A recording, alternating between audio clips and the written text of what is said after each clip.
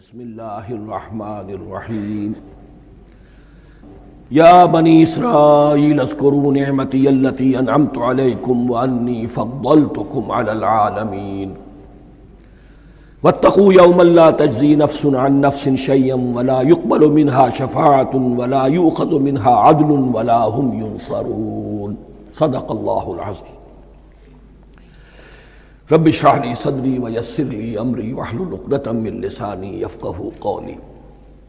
جیسا کہ میں نے عرض کیا تھا، سورہ بقرہ کے 5ویں رکوع سے اور 14ویں رکوع تک تو مسلسل، بلکہ 15ویں رکوع کی بھی پہلی 2 آیات شامل کرنی ہوں گی۔ یہ 10 رکوعوں سے 2 آیات زائد ہیں کہ جن میں خطاب کل کا کل بنی اسرائیل سے ہے۔ البتہ اس میں یہ فرق ہے کہ پہلا رکوع جو ہے وہ ان کو دعوت پر مشتمل ہے، نبی اکرم صلی اللہ علیہ وسلم پر ایمان لانے کی پرزور دعوت۔ بقیہ یہ 9 رکوع جو ہیں یہ ان پر فرد قرارداد جرم ہے جو عائد کی جا رہی ہے۔ ہم نے تمہارے ساتھ یہ احسان و اکرام کیا، تم پر یہ فضل کیا، یہ کرم کیا، تمہیں یہ حیثیت دی، تمہیں یہ مقام دیا، تم نے اس طور سے اپنے اس مشن کی خلاف ورزی کی، اپنے مقام اور مرتبے کو چھوڑ کر اور دنیا پرستی اختیار کی۔ یہ جو 9 رکوع ہیں ان میں بنی اسرائیل کی تاریخ کا تو یوں سمجھیے کہ ایک بہت بڑا حصہ اور نمایاں اس کے فیچرز آئیں گے، لیکن یہ سمجھ لیجئے کہ اصل میں یہ امت مسلمہ کو بھی ایک پیشگی تنبیہ ہے کہ کوئی مسلمان امت جب بگڑتی ہے تو یہ چیزیں اس میں آ جاتی ہیں۔ چنانچہ احادیث موجود ہیں حضور کی، لَيَأْتِيَنَّ عَلَىٰ أُمَّتِي مَا أَتَىٰ عَلَىٰ بَنِي إِسْرَائِيلَ حَزْوَ النَّعْلِ بِالنَّعْلِ، میری امت پر بھی وہ سب حالات وارد ہوں گے جو بنی اسرائیل پر آئے، بالکل ایسے جیسے ایک جوتی دوسری جوتی سے مشابہ ہوتی ہے۔ ایک اور حدیث میں فرمایا لَتَتَّبِعُنَّ سُنَنَ مَنْ قَبْلِكُمْ، تم لازماً اپنے سے پہلوں کی پیروی کرو گے۔ اور اس میں اس حد تک بھی آپ نے وضاحت کر دی کہ اگر وہ سابق امت مسلمہ، سابق امت، اگر وہ گوہ کے بل میں گھسی تھی تم بھی گھسو گے، اور اگر ان میں کوئی بدبخت ایسا اٹھا جس نے اپنی ماں سے زنا کیا تو تم میں سے بھی کوئی شقی ایسا ضرور اٹھے گا جو یہ حرکت کرے گا۔ اس اعتبار سے ان رکوعوں کو پڑھتے ہوئے یہ نہ سمجھیے یہ اگلوں کی داستان ہے، پچھلوں کی کہانیاں ہیں، نہیں۔ خوش طرح باشد کے سر دل براں، گفت آیت در حدیث دیگراں، یہ ہمارے لیے ایک آئینہ ہے اور ہمیں ہر مرحلے پر سوچنا ہوگا، دروں بینی کرنی ہوگی، انٹروسپیکشن، کہ کہیں اسی گمراہی میں ہم مبتلا تو نہیں۔ دیکھتے جائیے گا۔ دوسرا نقطہ پہلے سے یہ سمجھ لیجئے، یہ جو 2 آیتیں میں نے 6 رکوع کی تلاوت کی ہیں، بعین ہی یہی 2 آیتیں 15ویں رکوع میں آئیں گی، اور اس کو یوں سمجھیے کہ یہ 2 بریکٹس ہیں۔ 9 رکوعوں کا مضمون ان 2 بریکٹس کے درمیان ہے۔ یہ 2 آیتیں یہاں سے بریکٹ شروع ہو رہی ہیں، وہ 2 آیتیں ان پر بریکٹ ختم ہو رہی ہیں، بعین ہی وہی آیات۔ ایک آیت میں تو شوشے کا بھی فرق نہیں، دوسری آیت میں صرف ترتیب بدلی ہے، مضمون وہی ہے۔ اس کے مابین جو کچھ ہے، اس سے باہر یہ جو 5واں رکوع تھا، اس کے مضامین گویا کہ ضرب کھا رہے ہیں بریکٹ کے اندر کے سارے مضامین سے۔ یہ حساب کا بہت ہی عام فہم سا قاعدہ ہے، بریکٹ کے باہر کوئی رقم لکھی ہوئی ہے جس کے بعد کوئی زبر، کوئی جمع یا تفریق اگر نہیں ہے تو وہ ضرب کھائے گی، بریکٹ کے اندر جتنی بھی ویلیوز ہیں ان کے ساتھ ضرب کھائے گی۔ تو گویا کہ ہر قدم پر حضور پر دعوت، ایمان لانے کی دعوت اس پورے معاملے میں موجود ہے، اس لیے کہ اس میں بعض آیتیں ایسی آ گئی ہیں، ایک زیادہ نمایاں ایک کم نمایاں، جن سے کچھ لوگوں کو بھگالتا ہوا یا کچھ لوگوں نے فتنہ پیدا کیا جان بوجھ کر۔ یہ فتنہ ایک بار پیدا ہوا تھا اکبر کے زمانے میں، دین الہی کی شکل میں، کہ صرف خدا کو مان لینا، آخرت کو مان لینا اور نیک اعمال کرنا نجات کے لیے کافی ہے، کسی رسول پر ایمان لانا ضروری نہیں ہے۔ یہ صوفیہ میں بھی یہ فتنہ بہت بڑے پیمانے پر آیا، مسجد مندر ہکڑو نور، مسجد میں اور مندر میں ایک ہی نور ہے، سب مذاہب ایک ہی ہے۔ سارا فرق جو ہے شریعتوں کا ہے، عبادت کے ظاہری شکل کا ہے، وہ ہے رسولوں سے متعلق۔ رسولوں کو بیچ میں سے نکال دیجئے تو یہ دین الہی رہ جائے گا، اللہ کا دین۔ اتنا بڑا فتنہ تھا کہ جب ہندوستان میں سیاسی اعتبار سے، حکومت کے اعتبار سے مسلمانوں کا اقتدار چوٹی پر تھا، کلائمیکس پر، اکبر اعظم، اس وقت یہ دین الہی کا فتنہ اٹھا کہ دین محمدی کا اب دور ختم ہو گیا۔ وہ 1000 سال کے لیے تھا، 1000 سال پورے ہو گئے، اب الف ثانی ہے، دوسرا 1000 سال ہے، اس کے لیے نیا دین ہے۔ اسے دین اکبری بھی کہا گیا اور دین الہی بھی کہا گیا۔ اور اس میں ایک آیت آئے گی جس سے استدلال کیا ہے کچھ لوگوں نے۔ اس صدی میں پھر یہ فتنہ اٹھا تھا گاندھی کے فلسفے کے ذریعے سے، اور ایک بہت بڑا نابغہ انسان مسلمانوں میں سے، بہت بڑا نابغہ، جینیس، ابوالکلام آزاد، وہ بھی اس فتنے کا شکار ہو گیا۔ متحدہ قومیت، چنانچہ گاندھی اپنی پرارتھنا میں کچھ قرآن کی تلاوت بھی کراتا تھا، کچھ گیتا بھی پڑھواتا تھا، کچھ اپنشدوں سے، کچھ بائبل سے، کچھ گرو گرنتھ سے۔ معلوم ہو یہ سب ٹھیک ہے، سب ایک ہے، سب لوگوں کو ایک ہونا چاہیے، ایک قوم ہونا چاہیے۔ مذہب تو انفرادی معاملہ ہے، کوئی مسجد میں چلا جائے، کوئی مندر میں چلا جائے، گردوارے میں چلا جائے، کوئی چرچ میں چلا جائے، کوئی سینیگاگ میں چلا جائے، کیا فرق واقع ہوتا ہے؟ اس کا توڑ یہی ہے کہ سمجھ لیجئے یہ جو 7 آیتیں ہیں 5ویں رکوع کی، یہ ہے بریکٹ کے باہر، اور یہ ضرب کھا رہی ہے مسلسل۔ اس بریکٹوں کے درمیان جتنی بھی مضمون آ رہا ہے وہ سب ان کے تابع ہوگا۔ گویا کہ جہاں تک حضور پر ایمان لانے کا معاملہ ہے وہ انڈرسٹوڈ سمجھا جائے گا، مقدر سمجھا جائے گا ہر مرحلے پر ان 2 بریکٹوں کے مابین۔ اب چلیے بسم اللہ۔ یا بنی اسرائیل اذکروا نعمتی التی انعمت علیکم وانی فضلتکم علی العالمین۔ اے اسرائیل کی اولاد، یاد کرو میرے اس انعام کو جو تم پر ہوا، اس کی وضاحت میں کر چکا ہوں، لیکن یہاں جو الفاظ آ رہے ہیں بہت زوردار۔ وَأَنِّي فَضَّلْتُكُمْ عَلَى الْعَالَمِينَ، میں نے تمہیں فضیلت عطا کی تمام جہانوں پر۔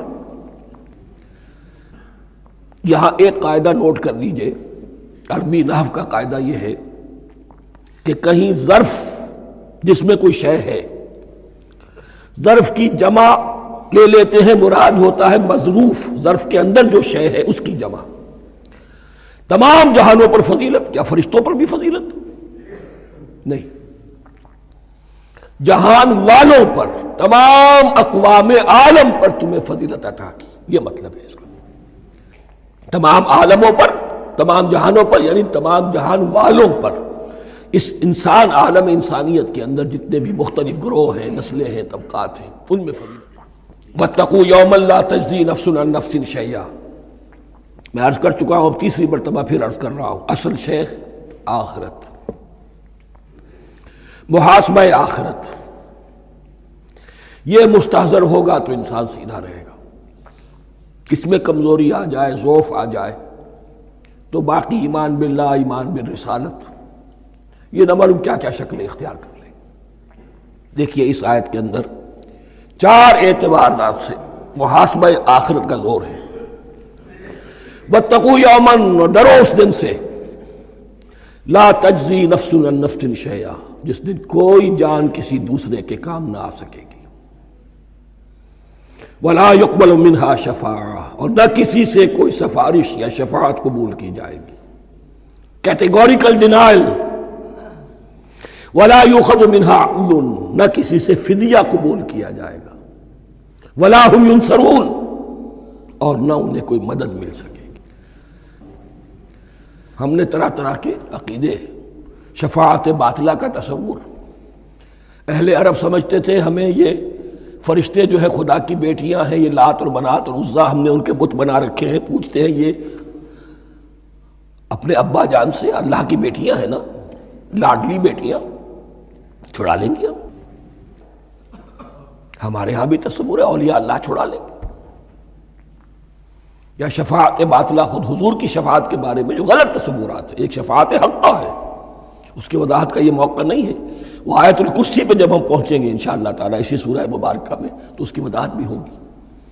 یہ سارے جو ہم نے جو گھڑ رکھے ہیں خیالات، ان کی نفی اس آیت کے حوالے سے کی۔ وَاتَّقُوا يَوْمًا لَا تَجْزِي نَفْسٌ عَن نَفْسٍ شَيْئًا، کوئی انسان دوسرے انسان کے کام نہیں آ سکتا۔ وَلَا يُقْبَلُ مِنْهَا شَفَاعَةٌ، کسی جان کی طرف سے کوئی سفارش قبول نہیں ہوگی۔ وَلَا يُؤْخَذُ مِنْهَا عَدْلٌ، نہ کوئی فدیہ قبول کیا جائے گا۔ وَلَا هُمْ يُنصَرُونَ، نہ انہیں کوئی مدد مل سکے گی۔ اب اس کے بعد اللہ تعالیٰ کے احسانات اور ان کی طرف سے جو ناشکریاں ہوئی ہیں ان کی بڑی تفصیل کے ساتھ اب بات چلے گی، تفصیل نہیں تیزی کے ساتھ۔ یہ واقعات کئی 100 برس کے ہیں، لیکن ایک تو یہ کہ ان کی تفاصیل مکی صورتوں میں آ گئی ہیں، سب سے زیادہ سورہ اعراف میں ملے گی، اور بھی کئی صورتوں میں آپ کو مل جائے گی۔ یہاں پر تو پے بپے، جیسے کہ ایک قرارداد جرم کسی پر کی جاتی ہے تو اس میں سب گنوائے جاتے، تم نے یہ کیا، یہ کیا، یہ کیا۔ وَإِذْ نَجَّيْنَاكُم مِّنْ آلِ فِرْعَوْنَ، اور ذرا یاد کرو جب کہ ہم نے تمہیں نجات دی تھی فرعون کی قوم سے۔ يَسُومُونَكُمْ سُوءَ الْعَذَابِ، وہ تمہیں بدترین عذاب میں مبتلا کیے ہوئے تھے۔ يُذَبِّحُونَ أَبْنَاءَكُمْ وَيَسْتَحْيُونَ نِسَاءَكُمْ، تمہارے بیٹوں کو ذبح کر ڈالتے تھے اور تمہاری عورتوں کو زندہ رکھتے تھے۔ عورتیں تو پھر ان کے کام آتی تھی، گھر میں کام کاج کے لونیاں بنتی تھی، گھروں میں ڈال لیتے تھے، لیکن لڑکوں کو، اور یہ 2 موقع پر ہوا ہے بنی اسرائیل کے ساتھ، یہ بعد میں انشاءاللہ اس کی تفصیل آئے گی۔ وَفِي ذَلِكُمْ بَلَاءٌ مِّن رَبِّكُمْ عَظِيمٌ، اور یقیناً اس میں تمہارے رب کی طرف سے تمہارے لیے بڑی آزمائش تھی۔ وَإِذْ فَرَقْنَا بِكُمُ الْبَحْرَ، اور یاد کرو جب کہ ہم نے تمہارے لیے سمندر کو پھاڑ دیا یا دریا کو پھاڑ دیا۔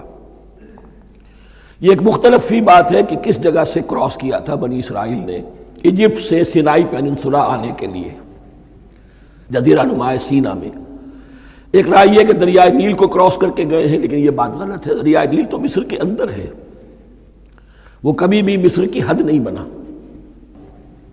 کسی کی رائے یہ ہے کہ جو خلیج سویز ہے، بحر قلزم جو ہے، ریڈ سی، وہ اوپر جا کر 2 کھاڑیوں میں تبدیل ہو جاتا ہے، خلیج عقبہ مشرق کی طرف اور خلیج سویس مغرب کی طرف، اور ان کے درمیان میں یہ سینائی پیننسولا جو ہے یہ تکون ہے، جیسے ہندوستان بھارت تکون ہے، ایسے یہ پیننسولا ہے، انڈین پیننسولا، سینائی پیننسولا۔ اور یہ سویس کینال تو بعد میں بنی ہے۔ خلیج سویس اور میڈیٹرینین بحیرہ روم کے درمیان یہ کچھ چھوٹی چھوٹی، اگرچہ چھوٹی تھی سمندر کے لحاظ سے، بہت بڑی بڑی جھیلیں تھیں، اور ان جھیلوں ہی کو پھر جوڑ جوڑ کر درمیان میں جو خشکی تھی اس کو کاٹ کر سویس کینال بنائی گئی ہے۔ تو اب تو یہ مسلسل ایک رابطہ ہے، لیکن معلوم ہوتا ہے کہ یا تو خلیج سویس کو کراس کیا ہے حضرت موسیٰ علیہ السلام نے، اور یہی میری رائے زیادہ یہی ہے، اس لیے کہ کوہ طور جو ہے وہ اس پیننسولا کی ٹپ پر ہے، نیچے ہے یہاں، جہاں پر پھر ان کا قیام رہا، اور جہاں پھر حضرت موسیٰ کو 40 دن کے لیے کوہ طور پر بلا کر اور پھر انہیں تورات دی گئی ہے۔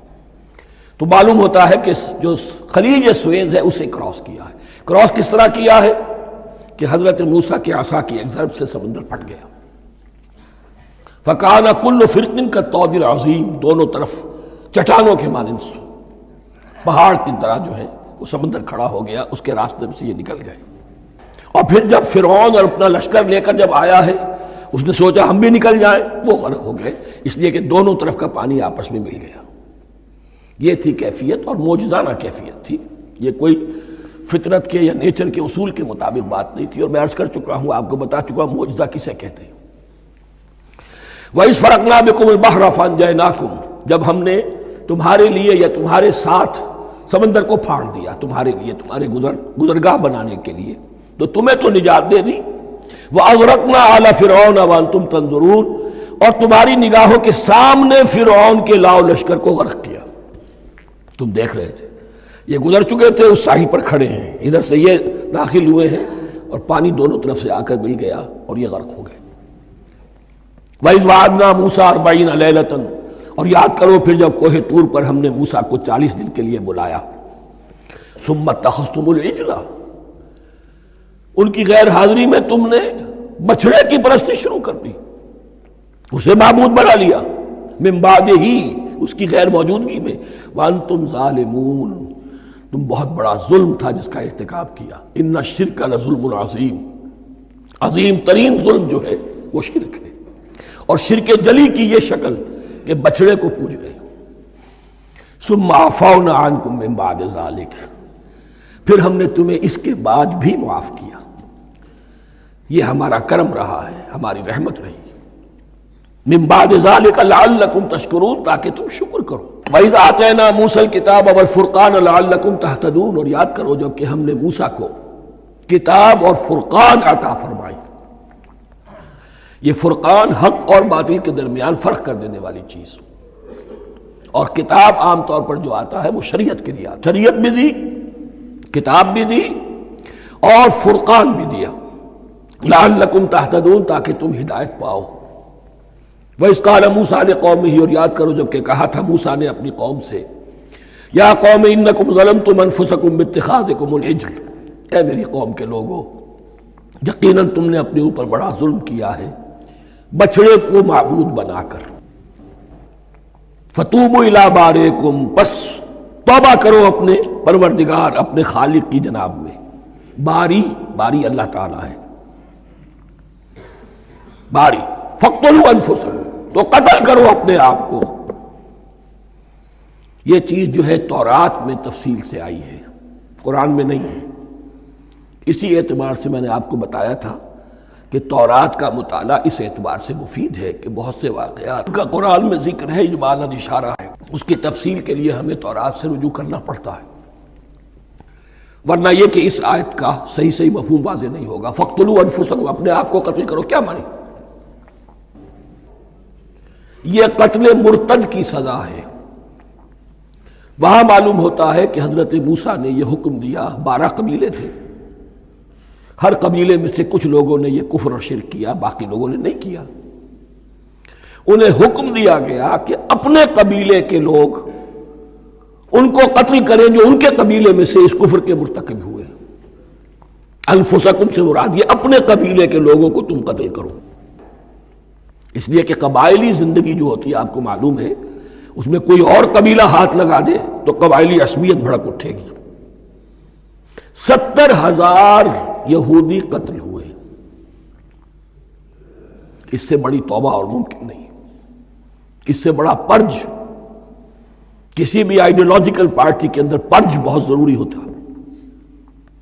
کچھ لوگ آ گئے ایک نظریے کو قبول کر کے، رفتہ رفتہ نظریہ اوجل ہو گیا، کچھ مفادات، کچھ چودراہٹیں یہ مقدم ہو گئی، اسی سے جماعتیں خراب ہوتی ہیں، غلط راستے پہ پڑ جاتی ہیں، تحریکیں بھٹک جاتی ہیں۔ تو آئیڈیولوجیکل پارٹیز، نظریاتی جماعتیں پرج کرتی رہتی ہیں کہ جو بھی ہمارے نظریے سے ہٹ گئے اب ان کو ہم کاٹ کر علیحدہ کر۔ یہی سے قتل مرتد، تو یہ چیز حدیث میں ہے یا پھر قرآن میں یہاں ہے۔ اس حوالے سے جو لوگ ہمارے ہاں بعض علماء بھی ہیں، جدید دانشور ہیں، جو قتل مرتد کی جو حد ہے اسلام میں اس کو تسلیم نہیں کرتے، لیکن میرے نزدیک یہ شریعت موسوی کا تسلسل ہے کہ شریعت موسوی کی جس شے کو بدلا نہ گیا ہو، جس کے بارے میں صراحتاً یہ معلوم نہ ہو کہ یہ شے تبدیل کر دی گئی، تو وہ شریعت محمدی کا جز بن گئی۔ زنا پر رجم کا معاملہ بھی یہی ہے۔ قرآن مجید میں رجم کی صریح آیت کوئی موجود نہیں ہے، حدیث میں ہے۔ قرآن مجید میں مرتد کے قتل کے لیے کوئی آیت موجود نہیں ہے، حدیث میں ہے، سنت میں ہے، اور دونوں کی کا جو منبع ہے وہ اصل میں تورات ہے۔ اس بات کو اچھی طرح نقل کر دیجئے، یہ جگہ اکثر لوگ جو ہے یہاں بہت سرسری طور سے گزر جاتے ہیں، یہ بہت اہم ہے، اور اس کے لیے تورات کی طرف رجوع کیجئے۔ 70,000، 6 لاکھ کل تھے جب یہ مصر سے نکلے ہیں، 6 لاکھ تھے۔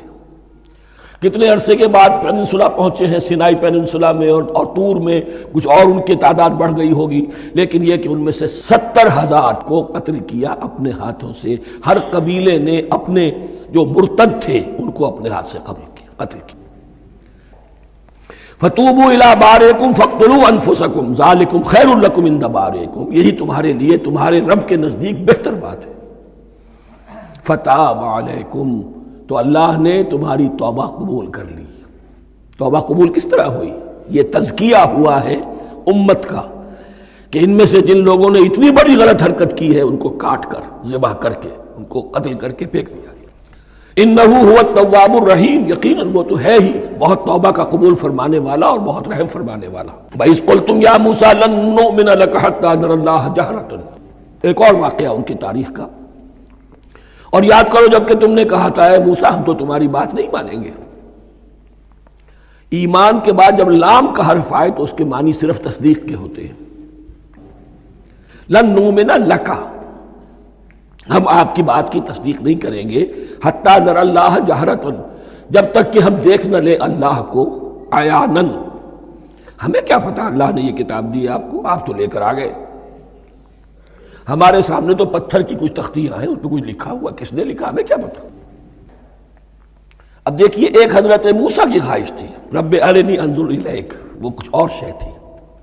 یہ تخریبی ذہن ہے جو یہ کہہ رہا ہے کہ ہم بھی چاہتے ہیں کہ اللہ کو اپنی آنکھوں سے دیکھیں اور معلوم ہو کہ واقعی اس نے یہ کتاب آپ کو دی ہے۔ فَأَخَذَتْكُمُ الصَّاعِقَةُ، تو تمہیں آپ پکڑا ایک بہت بڑی کڑک نے، ایک بہت بڑی کڑک ہوئی اور سب کے سب مردہ ہو گئے۔ وَأَنْتُمْ تَنظُرُونَ، تمہارے دیکھتے دیکھتے ایک کڑک نے تمہیں آ لیا۔ ثُمَّ بَعَثْنَاكُمْ مِنْ بَعْدِ مَوْتِكُمْ، پھر ہم نے تمہیں دوبارہ اٹھایا تمہاری موت کے بعد۔ بعض لوگ اس کی یہ تعویل کر رہے ہیں کہ یہ موت نہیں تھی بلکہ بے ہوش ہو گئے تھے، یعنی جو بھی کڑک تھی اس کی وجہ سے سب کے سب بے ہوش ہو کے گر گئے۔ لیکن میرے نزدیک یہاں تعویل کی ضرورت نہیں، بعث بعد الموت اللہ کے لیے کوئی مشکل نہیں۔ ہم الفاظ کو خواہ کاہے کو ان کے اصل جو مفہوم ہے جو کہ صاف ہے صریح ہے اس سے خواہ کاہے کے لیے موڑ کر لے کر جائیں۔ ثم بعثناکم من بعد موتکم لعلکم تشکرون، تاکہ تم شکر کرو۔ وظللنا علیکم الغمام وانزلنا علیکم المن والسلوى، اور ہم نے تم پر ابر کا سایہ کیا۔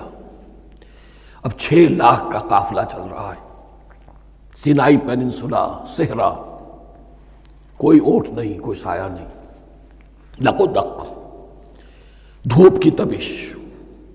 تو اللہ کا فضل ہوا کہ ایک سائے کی طرح ابر جو ہے ان کے ساتھ ساتھ جہاں جہاں وہ جا رہے ہیں وہ ابر ان پر سایہ کیے ہوئے۔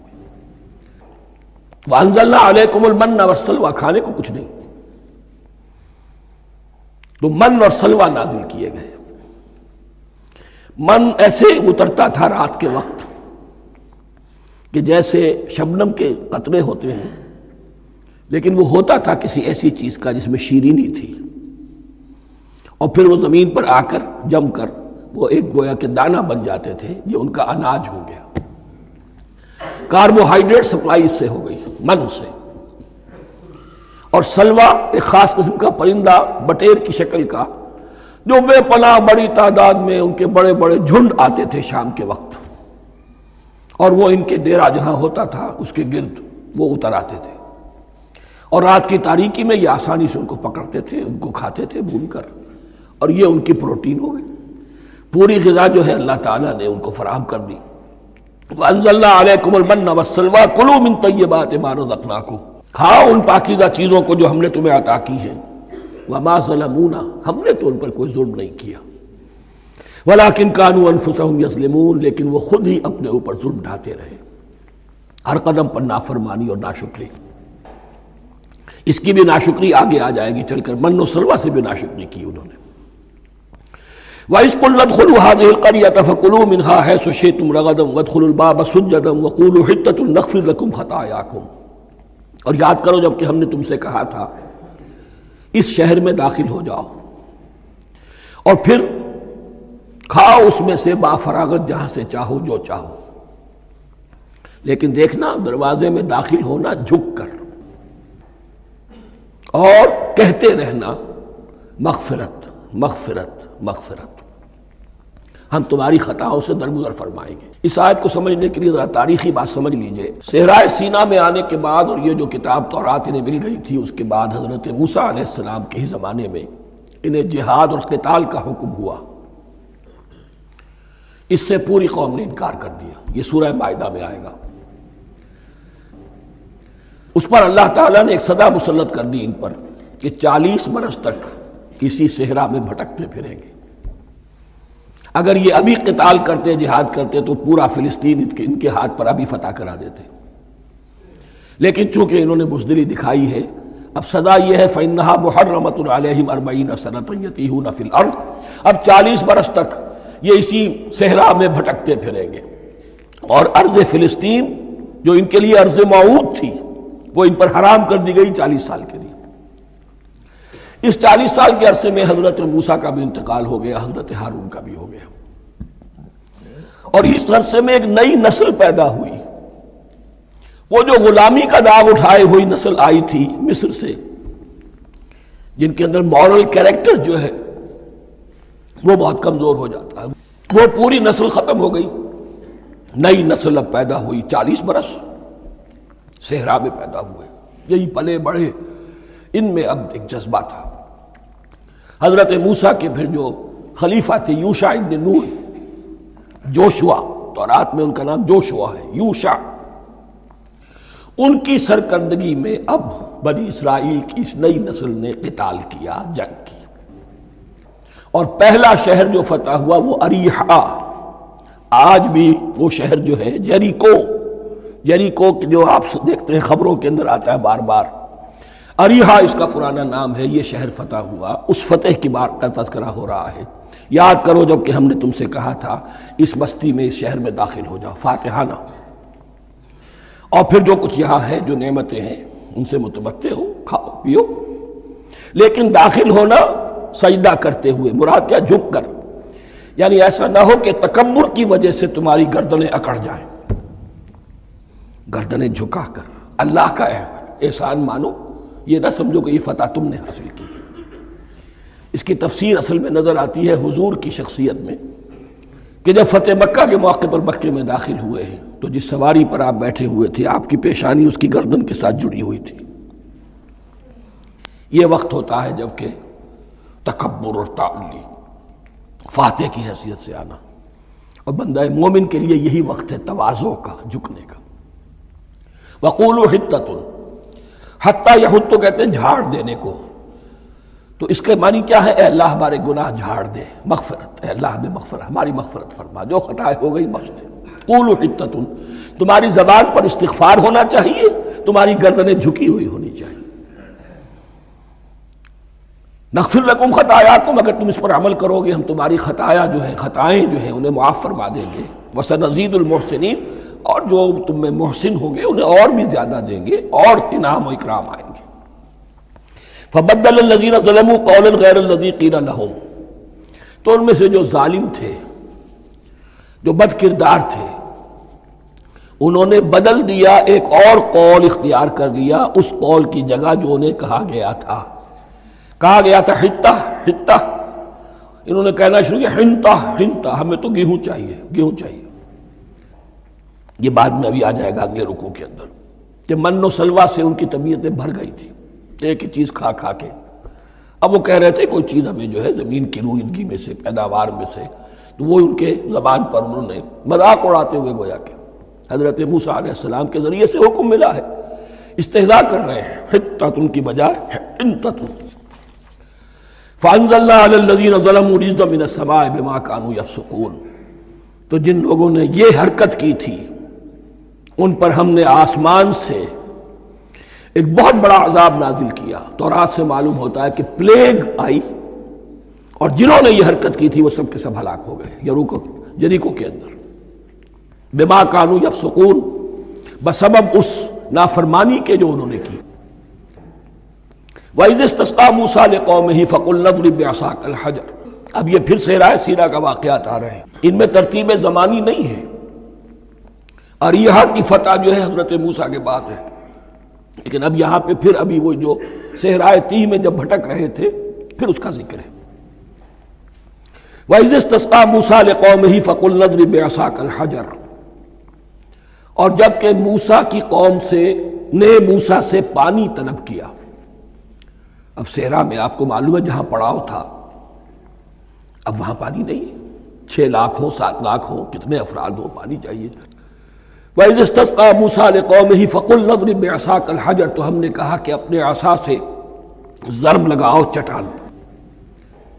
فَانْفَجَرَتْ مِنْهُ اثْنَتَا عَشْرَةَ عَيْنًا، تو اس سے 12 چشمے پھوٹ بہے۔ فجر کہتے ہیں کسی شے کے پھٹ کر کوئی چیز برآمد ہو۔ فجر جو ہوتی ہے، فجر کا وقت رات کی تاریکی کا پردہ چاک ہوتا ہے اور سپیدہ سحر نمودار ہوتا ہے۔ فَانْفَجَرَتْ مِنْهُ اثْنَتَا عَشْرَةَ عَيْنًا، تو 12 چشمے پھوٹ بہے۔ قَدْ عَلِمَ كُلُّ أُنَاسٍ مَشْرَبَهُمْ، یہاں اناس سے کیا مراد ہے؟ ہر قبیلہ، ہر قبیلے نے اپنا گھاٹ معین کر لیا۔ 12 قبیلے تھے، اگر علیحدہ علیحدہ نہ ہوتا معاملہ، 12 چشمے اسی لیے دیے گئے کہ لڑے نہ جھگڑے نہ۔ پانی تو بہت بڑی چیز ہے، کہیں پانی پینے پلانے پہ جھگڑا اور کہیں گھوڑا آگے بڑھانے پہ جھگڑا، یہ تو قبائلی زندگی کے اندر ہوتی ہی چیزیں۔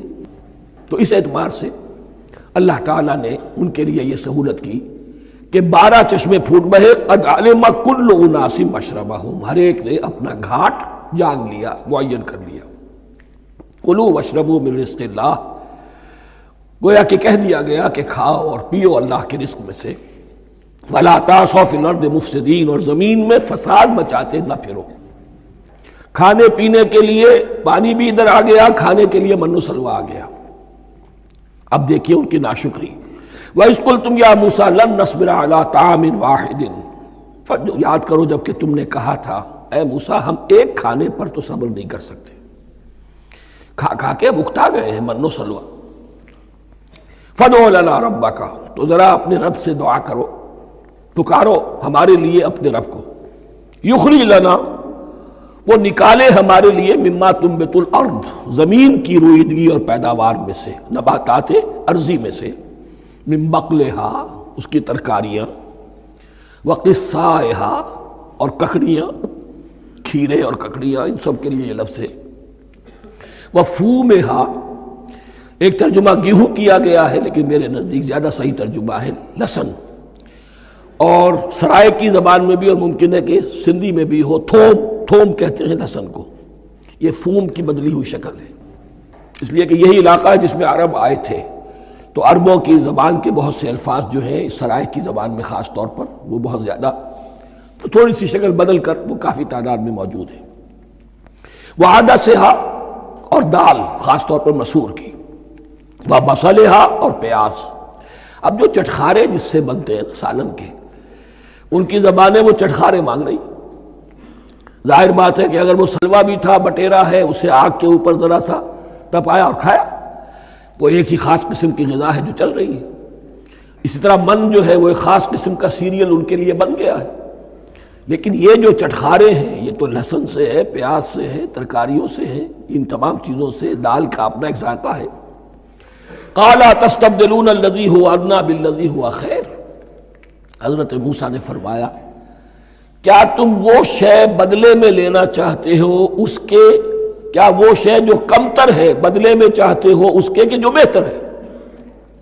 من و سلوہ کہیں بہتر ہے اللہ کی طرف سے جو تمہیں دیا گیا ہے، تم اس سے تمہارا جی بھر گیا ہے، اس کو ہاتھ سے دے کر چاہتے ہو کہ یہ ادنا چیزیں تمہیں ملے۔ اہبتو مصرن، اب یہ لفظ آ گیا اہبتو، اب ظاہر بات ہے یہ آسمان سے زمین پر اترنے کے لیے لفظ نہیں ہے اہبتو، یہاں اس کا ترجمہ صحیح ہوگا سیٹل ڈاؤن سم ویئر۔ اگر زمین کی یہ چیزیں چاہیے تو کہیں سیٹل ہو جاؤ اور کاشت کرو، بیج ڈالو، آبیاری کرو، یہ ساری چیزیں تمہیں مل جائیں۔ اہبتو مصرن، کہیں سیٹل ڈاؤن ہو جاؤ، کہیں اتر پڑو کسی بستی میں، کسی علاقے میں۔ فَإِنَّ لَكُمْ مَا سَأَلْتُمْ، تمہیں مل جائے گا جو کچھ کہ تم نے مانگا۔ وَضُرِبَتْ عَلَيْهِمُ الذِّلَّةُ وَالْمَسْكَنَةُ وَبَاءُوا بِغَضَبٍ مِّنَ اللَّهِ، اب یہ ہے ان کی وہ خباثتیں، ان کے وہ ناشکریاں، ان کی وہ معصیتیں، ان پر جو آخری حکم دیا جا رہا ہے، جو اگر آپ برا نہ مانیں تو میں عرض کروں گا آج یہود پر اتنا اپلیکیبل نہیں ہے جتنا مسلمانوں پر ہے۔ ضربت علیہم الذلۃ والمسکنۃ وباؤوا بغضب من اللہ، ذلت اور مسکنت، کم ہمتی ان پر تھوپ دی گئی۔ ضربت علیہم، it was heaped upon them، the humiliation was heaped upon them. ضربت علیہم الذلۃ والمسکنہ وباؤوا بغضب من اللہ، اور وہ اللہ کا غضب لے کر لوٹے۔ وہی امت جس کے بارے میں فرمایا وانی فضلتکم علی العالمین، اسی امت کا پھر یہ حشر ہوا۔ کیوں ہوا؟ نافرمانی۔ تمہیں کتاب دی تھی کہ تم پیروی کرو، تمہیں کتاب دی تھی کہ اسے قائم کرو۔ وَلَوْ أَنَّ أَهْلَ الْكِتَابِ أَقَامُوا التَّوْرَاةَ وَالْإِنْجِيلَ وَمَا أُنزِلَ إِلَيْهِم مِّن رَّبِّهِمْ لَأَكَلُوا مِن فَوْقِهِمْ وَمِن تَحْتِ أَرْجُلِهِمْ، اگر یہ تورات اور انجیل کو قائم کرتے، نافذ کرتے، تو نعمتیں زمین بھی اگلتی، ان کے قدموں کے نیچے سے نعمتیں جو ہیں وہ پھوٹتی، اور ان کے سروں کے اوپر سے بھی بارش ہوتی نعمتوں کی۔ لیکن اگر تم نے اس کو چھوڑ کر اپنی خواہشات، اپنے نظریات، اپنے خیالات، اپنا تمرد، اپنی سرکشی، اپنی حاکمیت، اپنی مصلحتیں، اپنی عقل، اس کو بالا تر کیا، تو پھر جو قوم اللہ کے قانون کی، اللہ کی ہدایت کی، اللہ کی کتاب کی امین ہوتی ہے دنیا میں، وہ اللہ کی ریپرزنٹیٹو ہوتی ہے، نمائندہ ہوتی ہے۔ اگر وہ اپنے عمل سے مس ریپرزنٹ کرے اللہ کو، تو وہ کافروں سے بڑھ کر مغضوب اور کافروں سے بڑھ کر مبغوض ہو جاتی ہے، مغضوب بھی مبغوض بھی۔ اس لیے کافروں کو تو دین پہنچانا تمہارے ذمہ تھا، تم نے دین ان کو کیا پہنچانا تھا، تم تو خود دین سے منحرف ہو گئے۔ آج اس جگہ پر امت مسلمہ کھڑی ہے کہ 1.25 بلین یا 1.5 بلین، 125 کروڑ عزت نام کی شے نہیں ہے، کہ عزت نام تھا جس کا گئی تیمور کے گھر سے، سارے معاملات دنیا کے G7 G15 کے ہاتھ میں ہیں، سیکیورٹی کونسل اس کے پرماننٹ ممبر کا ویٹو ہے، اور نہ سیکیورٹی کونسل میں اور نہ کہیں کسی G7 میں، نہ G9 میں، نہ G15 میں کوئی مسلمان ملک نہیں۔ کشنمی پرست کی بھیا کیستی، ہماری اپنی پالیسیز کہیں اور طے ہوتی ہیں، ہمارے اپنے بجٹ کہیں اور بنتے ہیں، ہماری صلح اور جنگ کسی اور کے اشارے سے ہوتی ہے۔ ریموٹ کنٹرول، یہ ذلت اور مسکنت۔ آپ کے ریڈیو پر، ٹیلی ویژن پر خبریں آتی رہیں کہ اتنے مسلمانوں کے ساتھ یہ کر دیا، اتنی مسلمان عورتوں کی بے حرمتی کر دی، لیکن یہاں ہم بیٹھے ہوئے اپنے اپنے دھندوں میں، اپنے اپنے کاروبار میں، اپنی اپنی ملازمتوں میں، اپنے اپنے کیریئرز میں، دنیا میں کیا کچھ ہو رہا ہے۔ بہرحال اس وقت یہ جو ہے، میں نے جیسا کہ عرض کیا تھا کہ یہ ہے تاریخ بنی اسرائیل کی، لیکن خوشترا باشد کے سر دل براں، گفت آیت در حدیث دیگراں، یہ ہمارا نقشہ ہے آج اس آیت میں۔ ضربت علیہم الذلۃ والمسکنۃ وباؤوا بغضب من اللہ، اور یہ کیوں؟ ذالک بانہم کانوا یکفرون بآیات اللہ، یہ اس لیے کہ وہ اللہ کی آیات کا انکار کرتے رہے۔ وَيَقْتُلُونَ النَّبِيِّينَ بِغَيْرِ الْحَقِّ، اللہ کے نبیوں کو ناحق قتل کرتے رہے۔ ہمارے ہاں بھی مجددین امت میں سے کتنے ہیں جو جیلوں میں ڈالے گئے، جن کو ایسی ایسی مار پڑی ہے کہ کہا جاتا ہے کہ ہاتھی کو بھی وہ مار پڑتی تو برداشت نہ کرتا۔ احمد ابن حنبل کے ساتھ کیا ہوا؟ ابو حنیفہ جیل میں انتقال کیا، امام مالک کے کندھے کھینچ دیے گئے، اتار دیے گئے، منہ کالا کر کے اور اونٹ پر بٹھا کر پھرایا گیا۔ امام دار الہجرہ شیخ احمد سرہندی جیل میں رہے، سید احمد بریلوی اور ان کے ساتھیوں کو خود مسلمانوں نے تہہ تیغ کیا ہے۔ بہرحال یہ داستانیں ہیں، اب نبی تو کوئی نہیں آئے گا، ان کے ہاں نبی تھے، ہمارے ہاں مجددین ہیں، علماء حق ہیں، جیسے کہ حدیث بھی ہے علماء امتی کا انبیاء بنی اسرائیل، تو جو انہوں نے انبیاء کے ساتھ کیا ہم نے مجددین اور علماء کے ساتھ کیا۔ ذالک بما عصوا وکانوا یعتدون، اور یہ ہوا ان کی نافرمانیوں کی وجہ سے اور حد سے تجاوز کرنے کی وجہ سے۔ اللہ تعالیٰ تو ظالم نہیں ہے، اللہ نے تو اونچا مقام دیا تھا، ہمیں بھی خیر امت قرار دیا، کنتم خیر امت اخرجت للناس تأمرون بالمعروف وتنہون عن المنکر وتؤمنون باللہ. اب اگر ہم نے وہ اپنا مشن چھوڑ دیا تو ذلت اور مسکنت وہ ہمارا مقدر بن گئی. اللہ کا قانون اور اللہ کا عدل بے لاگ ہے، وہ فرام امہ ٹو امہ چینج نہیں ہوتا. سنت اللہ جو ہے لن تجد لسنت اللہ تحویلا ولن تجد لسنت اللہ تبدیلا، اللہ کی سنت بدلتی نہیں. بنی اسرائیل کا جو حشر ہوا آج وہ ہمارا ہو رہا ہے. بہرحال اس پر میری جو کتاب ہے سابق اور موجودہ مسلمان امتوں کا ماضی حال اور مستقبل، اس کا مطالعہ کیجیے. اب آ گئی وہ آیت کہ جس سے استدلال کیا گیا ہے کہ ایمان بالرسالت نجات کے لیے ضروری نہیں ہے. ان الذین آمنوا والذین ہادوا والنصارى والصابئین من آمن باللہ والیوم الآخر وعمل صالحا فلہم اجرہم عند ربہم ولا خوف علیہم ولا هم یحزنون. یقیناً جو لوگ ایمان لائے، اور اس سے مراد ہے جو ایمان لائے حضور پر، محمد پر صلی اللہ علیہ وسلم، والذین ہادوا اور جو یہودی ہو گئے، والنصارى اور نصرانی، والصابئین اور صابی وہ لوگ تھے عراق کے علاقے میں رہتے تھے جو کہتے تھے کہ ہم دین ابراہیمی پر ہیں، لیکن ان کے ہاں بھی بہت کچھ بگڑ گیا تھا. جیسے حضرت ابراہیم کی نسل، حضرت اسماعیل کی نسل بگڑ گئی تھی، تو اس طرح وہ بھی بگڑ گئے تھے. ستارہ پرستی زیادہ تر ان کے ہاں تھی. من آمن باللہ والیوم الآخر، جو کوئی بھی ایمان لایا اللہ پر اور یوم آخر پر، وعمل صالحا اور اس نے عمل کیے اچھے، فلہم اجرہم عند ربہم تو ان کے لیے محفوظ ہے ان کا اجر ان کے رب کے پاس. ولا خوف علیہم ولا هم یحزنون، اور نہ ان پر کوئی خوف ہوگا اور نہ وہ کسی حزن سے دوچار ہوں گے. ظاہر الفاظ کے اعتبار سے دیکھیے کہ یہاں ایمان بالرسالت کا ذکر نہیں ہے. ویسے تو اگر کوئی اس سے یہ غلط استدلال کرتا ہے تو اس کا پہلا جو اصولی جواب ہے وہ تو یہ ہے کہ ایسی حدیثیں بھی موجود ہیں من قال لا الہ الا اللہ دخل الجنہ، تو اس کے کیا معنی ہے؟ صرف کہنے سے جنت میں داخل ہو جائیں گے، کسی عمل کی ضرورت نہیں. جواب یہ دیا جائے گا پورے قرآن کو سامنے رکھو، پورے حدیث کے ذخیرے کو سامنے رکھو، کسی ایک جگہ سے کوئی ایک نتیجہ نکال لینا وہ صحیح نہیں. لیکن اس کے علاوہ وہ اصول جو میں بیان کر چکا ہوں کہ یہ سلسلہ شروع کہاں سے ہوا ہے. 5واں رکوع وآمنوا بما انزلت مصدقا لما معكم ولا تكونوا اول کافر به. انہیں ایمان کی زوردار دعوت سے تو یہ ساری بات شروع ہوئی ہے. اب فصاحت اور بلاغت کا یہ تقاضا ہے کہ بار بار اس کو دہرایا نہ جائے، وہ بات انڈرسٹوڈ رہے گی، مقدر رہے گی، سمجھی جائے گی کہ ہر جگہ پر وہ موجود ہے، اس لیے کہ ساری گفتگو ہو رہی ہے اسی کے حوالے سے.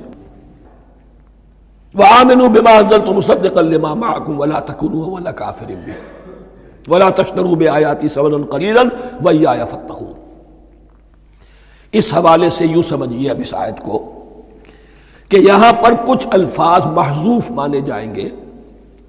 ان الذین آمنوا والذین ہادوا والنصارى والصابئین من آمن باللہ والیوم الآخر وعمل صالحا فی ایامہم فلہم اجرہم عند ربہم ولا خوف علیہم ولا هم یحزنون. ہر دور میں جبکہ ابھی حضرت عیسیٰ نہیں آئے تھے تو جو بھی یہودی تھے اس وقت تک، حضرت موسیٰ کے ماننے والے، وہ جو بھی اللہ پر ایمان رکھتے تھے اور نیک عمل کرتے تھے، آخرت کو مانتے تھے، ان کی نجات ہو جائے گی. لیکن حضرت عیسیٰ کے آنے کے بعد ان کو نہیں مانا، اب وہ کافر قرار. لیکن اب حضرت عیسیٰ کے آنے کے بعد جب تک حضور نہیں آئے جو بھی مانتا ہے، لیکن یہ کہ شرط یہی ہوگی کہ اپنے اپنے زمانے میں اصل میں نفی جس بات کی جا رہی ہے وہ یہ ہے کہ یہ نہ سمجھو کہ کسی گروہ میں ہونے سے نجات ہوتی ہے. نجات کسی گروہ میں ہونے کی وجہ سے نہیں ہے، نجات کی بنیاد ایمان اور عمل صالح ہے. کسی رسول پر ایمان لانا اپنے دور کے رسول پر وہ تو لازم ہے، لیکن یہ ہے کہ اس پر ایمان تو لے آئے اور وہ عمل صالح نہیں ہے تو نجات نہیں ہوگی. تو یہ اپنے اپنے دور میں، اپنے اپنے زمانے میں ہر امت کے لیے وَلِكُلِّ أُمَّةٍ أَجَلٌ قرآن مجید کے ایک مقام پر آیا ہے، ہر امت کے لیے ایک خاص معین مدت ہے. اس معینہ مدت میں اب ظاہر بات ہے جو لوگ حضور کی بعثت سے پہلے فوت ہو گئے ان پر تو کوئی ذمہ داری نہیں تھی حضور پر ایمان لانے کی، اور ایسے لوگ تھے، ایسے موحدین مکے میں موجود تھے جو یہ کہتے تھے کعبے کے پردے پکڑ پکڑ کر، اے اللہ ہم صرف تجھے پوجنا چاہتے ہیں، صرف تیری بندگی کرنا چاہتے ہیں، لیکن جانتے نہیں کیسے کریں۔ یہ بات موجود تھی اور ان کا انتقال بھی ہو گیا۔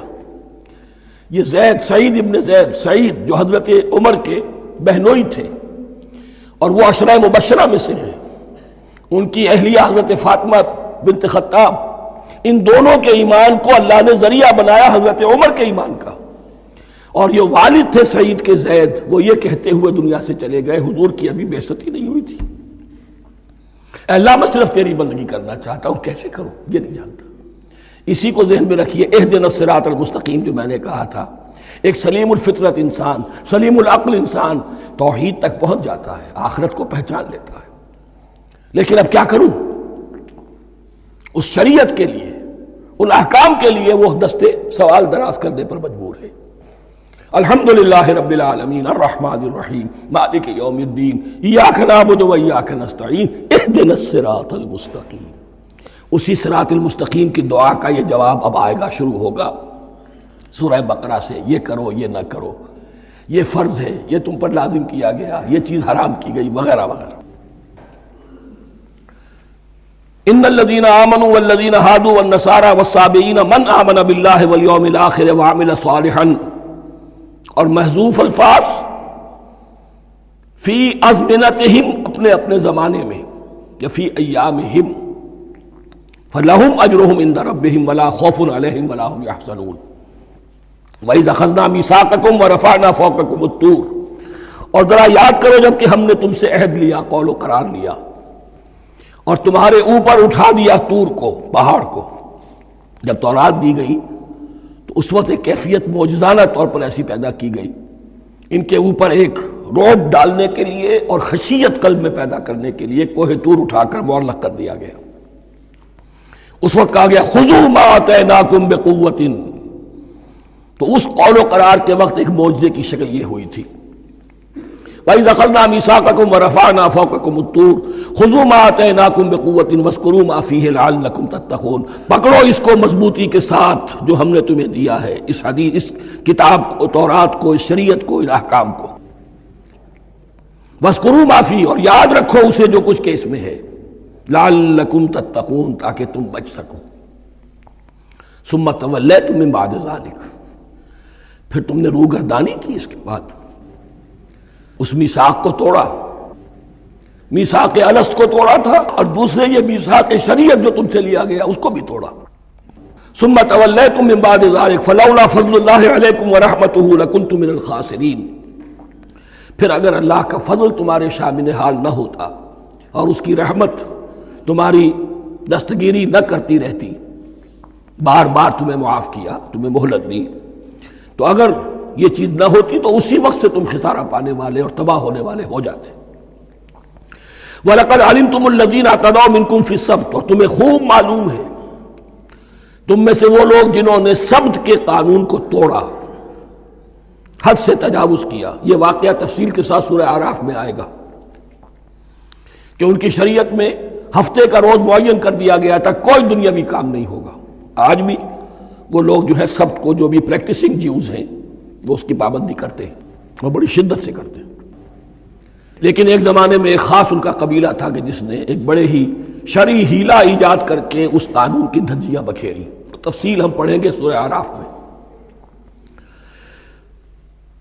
وَلَقَدْ عَلِمْتُمُ الَّذِينَ اعْتَدَوْا مِنْكُمْ فِي السَّبْتِ، اور تمہارے علم میں ہے تمہارے وہ لوگ کہ جنہوں نے سبت کے قانون کے ضمن میں خلاف ورزی کی، فَقُلْنَا لَهُمْ كُونُوا قِرَدَةً خَاسِئِينَ، تو ہم نے کہہ دیا ان کو کہ ہو جاؤ ذلیل بندر، ان کی شکلیں بس کر دی گئی، انہیں بندروں کی شکل میں تبدیل کر دیا گیا۔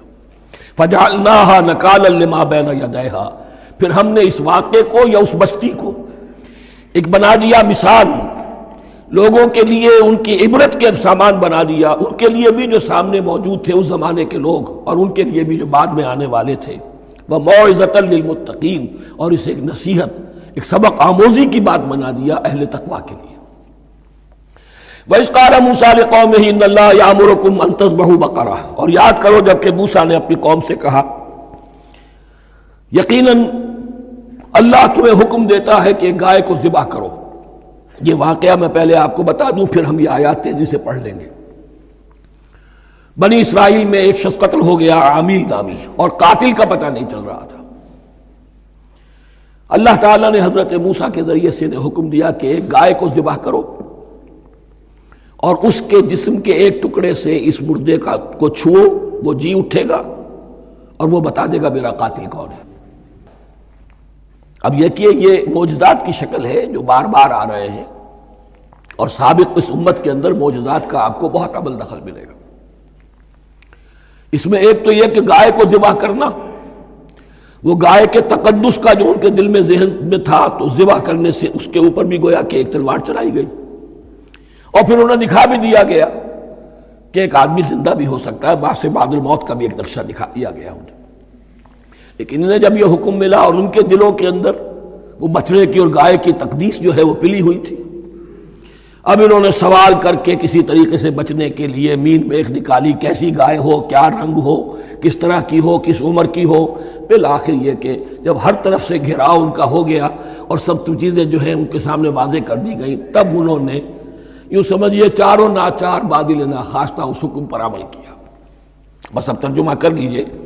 وَإِذْ قَالَ مُوسَىٰ لِقَوْمِهِ إِنَّ اللَّهَ يَأْمُرُكُمْ أَن تَذْبَحُوا بَقَرَةً، اور یاد کرو جب کہ موسیٰ نے کہا اپنی قوم سے کہ اللہ حکم دیتا ہے تمہیں کہ ایک گائے کو ذبح کرو۔ قَالُوا أَتَتَّخِذُنَا هُزُوًا، انہوں نے کہا کیا آپ ہمارے ساتھ کوئی ٹھٹھا کر رہے ہیں، مذاق اڑا رہے ہیں، یہ کیا بات آپ کہہ رہے ہیں؟ قَالَ أَعُوذُ بِاللَّهِ أَنْ أَكُونَ مِنَ الْجَاهِلِينَ، فرمایا میں اللہ کی پناہ طلب کرتا ہوں اس سے کہ میں جاہلوں میں سے ہو جاؤں، کہ میں ان دین کے معاملات کے اندر استہزاء اور تمسخر کو شامل کر دوں۔ قالوا ادع لنا ربك يبين لنا ما هي، اب انہوں نے کہا اچھا ایسی بات ہے تو ذرا اپنے رب سے دعا کیجئے کہ وہ ہم پر واضح کر دے کہ وہ کیسی ہو۔ قال انه يقول، حضرت موسیٰ نے فرمایا اللہ تعالیٰ فرماتا ہے انها بقرة لا فارض ولا بکر، وہ ایک ایسی گائے ہونی چاہیے کہ جو نہ بوڑھی ہو نہ بالکل بچھیا ہو، عوان بین ذالک، ان کے بین بین ہو۔ فَفَعَلُوا مَا تُؤْمَرُونَ، تو اب کر گزرو جو تمہیں حکم دیا گیا۔ قَالُوا ادْعُ لَنَا رَبَّكَ يُبَيِّن لَنَا مَا لَوْنُهَا، اب انہوں نے پھر کہا ذرا ایک دفعہ اور دعا کیجئے اپنے رب سے، وہ ہمیں بتا دے اس کا رنگ کیسا ہونا چاہیے۔ قَالَ إِنَّهُ يَقُولُ إِنَّهَا بَقَرَةٌ صَفْرَاءُ فَاقِعٌ لَوْنُهَا تَسُرُّ النَّاظِرِينَ، فرمایا اللہ فرماتا ہے کہ وہ گائے ایسی ہونی چاہیے زرد رنگ، شوخ رنگ، شوخ زرد رنگ کی، چمکیلی، جو دیکھنے والوں کو خوب اچھی لگے، پسند آئے، دل میں کھپ جانے والی۔ اب جو زیادہ سے زیادہ ان کے ہاں مقدس سمجھے جاتے تھی گائے، رفتہ رفتہ سوال کر کے اگر پہلے ہی حکم پر وہ کر دیتے تو کسی بھی گائے کو ذبح کر دیتے، لیکن یہاں گھیراؤ ان کا ہو رہا ہے کہ جس کی تقدس کا ان کے ذہن میں زیادہ سے زیادہ تاثر ہے اسی کو واضح کیا جائے۔ قالوا ادع لنا ربك يبين لنا ما هي، پھر انہوں نے کہا ذرا اللہ سے دعا کیجئے اور وہ ہمیں یہ بتائے کہ وہ کیسی ہو۔ ان البقرہ تشابہ علینا، یقیناً ہم کچھ شبے میں پڑ گئے ہیں، یہ گائے کا معاملہ مشتبہ ہو گیا ہے ہم پر۔ قال انہ یقول، فرمایا اللہ فرماتا ہے انہا بقرۃ لا ذلول تثیر الارض ولا تسقی الحرث، وہ ایک ایسی گائے ہونی چاہیے کہ جو کوئی جس سے مشقت نہ لی جاتی ہو، نہ وہ ہل جوتتی ہو اور نہ وہ رہٹ کا پانی کھینچتی ہو۔ تسیر الارض، نہ تو وہ زمین کو جوتنے میں ہل چلانے میں کام نہیں لی جائے، ولا تسقی الحرث، اور نہ کھیتی کو پانی پلانے کے لیے وہ پانی کھینچنے میں استعمال کیا جائے۔ مسلمتن، اور پوری سالم ہونی چاہیے، یک رنگ، لا شیۃ فیہا، اس میں کسی دوسرے رنگ کا کوئی داغ تک نہ ہو۔ اب کیا کرتے، گھیراؤ میں آ گئے۔ قالوا الآن جئت بالحق، کہا انہوں نے کہ ٹھیک ہے اب تو آپ نے بات جو ہے پوری طریقے سے واضح کر دی۔ فذبحوها وما كانوا يفعلون، تب انہوں نے اس کو ذبح کیا اور وہ کرنے والے نہیں تھے، دل میں نہیں تھا، بادل ناخواستہ۔ اب دیکھیے یہاں ترتیب ذرا واقعے کی جو ہے مختلف ہو گئی ہے، جو اس ذبح بقرہ کا سبب تھا وہ بعد میں بیان ہو رہا ہے یہاں۔ تورات میں چونکہ واقعات کو اس طریقے سے بیان کیا ہے لہذا وہاں ترتیب دوسری ہے۔